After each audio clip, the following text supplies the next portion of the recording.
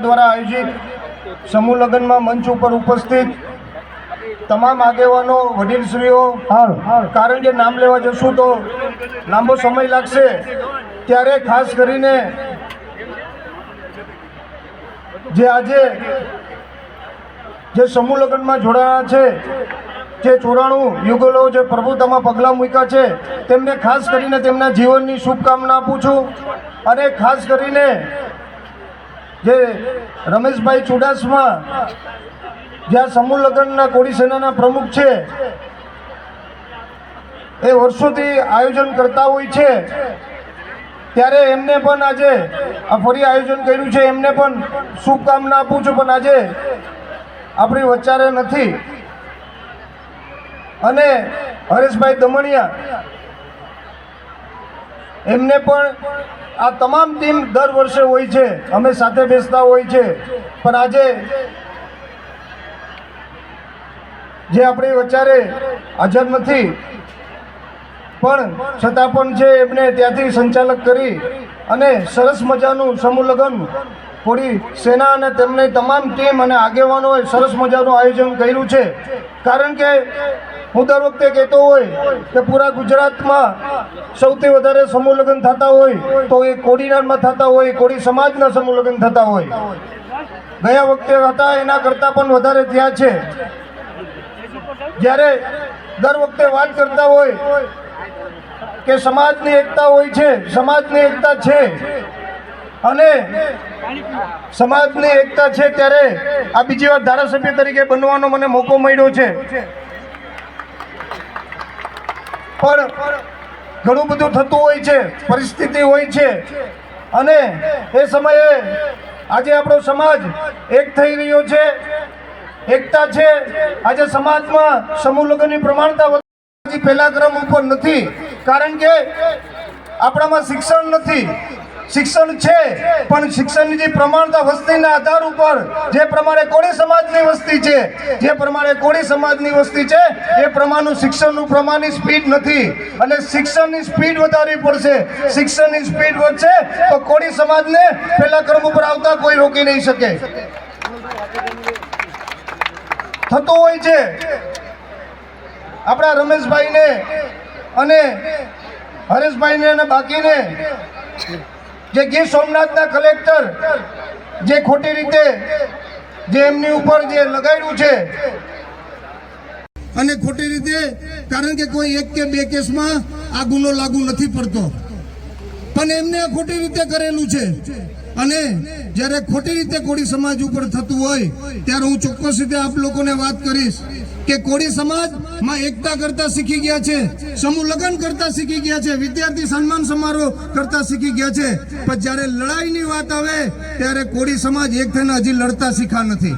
એ આપણે શીખવું પડશે, સમજવું પડશે. જ્યારે લડાઈની વાત આવે, આવેદનની પત્રની વાત આવે, જ્યારે આવેદન પત્ર તમે દેવા જતા હોય ત્યારે કે ભાઈ કોડીનાર હોય તો કોડીનાર પૂરતા જ હોય છે, વેરાવળ હોય તો વેરાવળ પૂરતું જ હોય છે. ભાઈ દાખલો જ્યારે આપણા કોળી સમાજની જગ્યા અને રામદેવપીર મહારાજનું મંદિર, ગૌશાળા તૂટતી હતી, જે પ્રમાણે ખાલી એક અવાજ, મારા એક અવાજ ઉપર સોમનાથના સાનિધ્યમાં 40,000 લોકો આવેદન પત્ર દેવા ગયા હતા. એ રીતે આવેદન પત્ર દેવા જવું પડે. એ કોઈ પણ જગ્યા હોય, કોળી સમાજ ઉપર અન્યાય થતો હોય, ખોટી રીતે થતું હોય, ત્યારે કોઈની ફોનની રાહ ન જોવી જોઈએ. એ સમગ્ર આજુબાજુ જિલ્લામાંથી લોકોને આવી જવું જોઈએ. અત્યારે સમૂહ લગ્ન છે, આજે મોટી સંખ્યામાં લોકો છે, પણ જ્યારે તકલીફ પડતી હોય અને સમાજ માટે થઈને ગાંધી ચિંધ્યા માગે આવેદન પત્ર દેવાનું થતું હોય ત્યારે આપણે સમાજ માટે થઈને ઊભું રહેવું પડે. ત્યારે મારે ચોક્કસ રીતે સમજવું પડશે કે હવે સમાજને લડતા પણ શીખવું પડશે, તેમના હક અને અધિકાર માટે લડતા શીખવું પડશે. અને એના માટે તમને એવું નથી કે હક અને અધિકાર માટે ખાલી તલવાર કે મારકુટી થઈ શકે, પણ ગાંધી ચિંધ્યા માગે પણ લડવું પડે. અને એના કારણે ગાંધી ચિંધ્યા માગે લડવું પડે.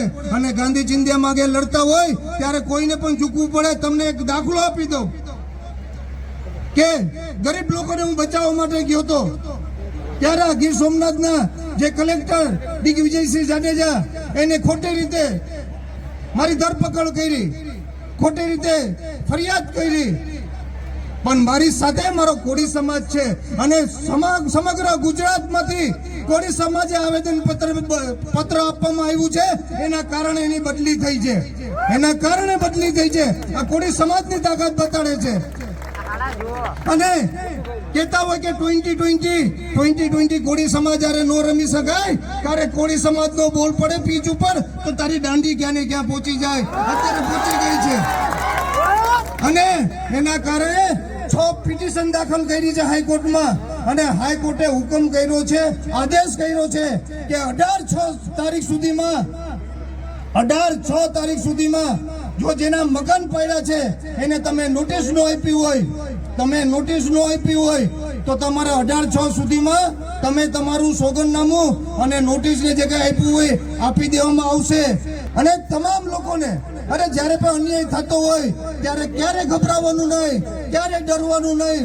સારો ખરાબ સમય તો આવતો હોય છે, જ્યારે ખરાબ સમય આવતો હોય ત્યારે સમજ લેવાનું કે કોળી સમાજનો સોનાનો સૂરજ ઉગવાનો થયો છે અને કોળી સમાજનો જ્યારે સોનાનો સૂરજ ઉગવાનો થતો હોય છે ત્યારે કોઈના બાપની તાકાત નથી કે કોળી સમાજને રોકી શકે. અને કોળી સમાજ બોલ્યા પછી એમાં ફેરફાર થતો નથી, વિમલ બોલ્યા પછી ફેરફાર થતો નથી. ક્યારે બાંધછોડ ક્યારે વાતમાં રાખી નથી, રાખવાનો પણ નથી. એ જે પણ હોય XYZ મને ક્યારે કઈ ફરક પડતો નથી અને ક્યારે પડતો નથી. ત્યારે બોલ્યા પછી ક્યારે ફેરફાર નથી થતો અને થશે પણ નહીં અને રહેવાનો પણ નથી. અને વિમલને ક્યારે રિવર્સ ગેર લાગવાનું નથી, લાગશે પણ નહીં. ચોક્કસ રીતે કહી શકીશ.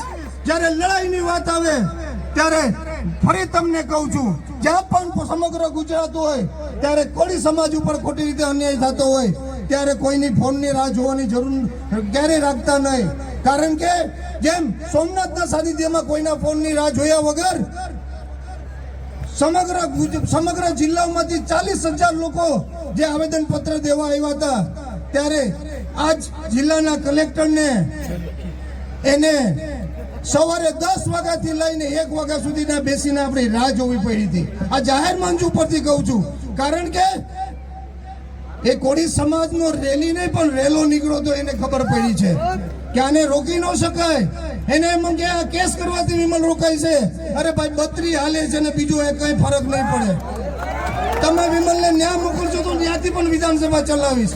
પણ મને મારા કોળી સમાજ ઉપર વિશ્વાસ છે અને એક ચોક્કસ રીતે છે કે આપણો કોળી સમાજ છે એ તમામ સમાજને સાથે રાખીને ચાલે છે અને તમામ સમાજને જ્યારે સાથે લઈને ચાલતો હોય ત્યાં જે તમામ સમાજને આપણી પર વિશ્વાસ છે અને તમામ સમાજના લોકોને વિશ્વાસ હોય એટલે આપણા વિમલને સોમનાથના સાનિધ્યમાં 2 વાર ધારાસભ્ય તરીકે બનાવીને મોકલો છે.